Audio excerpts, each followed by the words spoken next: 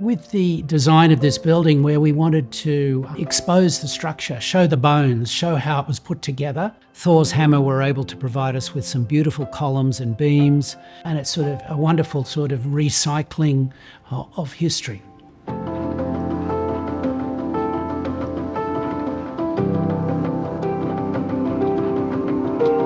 My name's Rob Brown from Casey Brown Architecture,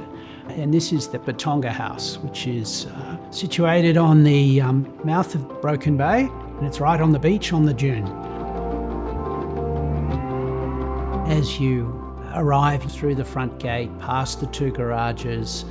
into the sort of the courtyard, and you begin to see some of the large Thor's hammer timbers. When you open the front door, you see right through to the beach. And that sort of sense of openness, it brings the beach plus the atmosphere of the two enormous Norfolk pines in the front yard right into the house. So you feel connected but protected. I suppose in responding to the situation, which is facing southeast on the water in a fairly harsh beachside location, we wanted to sort of replicate the things you see on the beach, which is a shell, where you find the shell on the outside is this rustic, rugged exterior, but on the inside it's beautifully smooth. And we felt that a material that allowed us to do that was timber.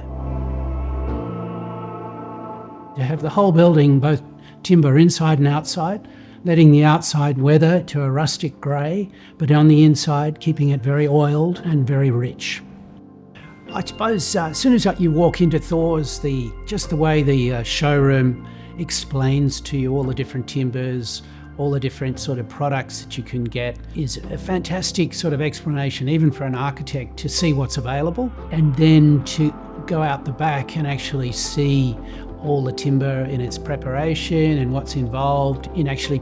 getting the timber from the demolished buildings that they come from and actually turning it into something, whether it's planks or whether it's posts or whether it's beams. Seeing everybody work and doing that's fantastic.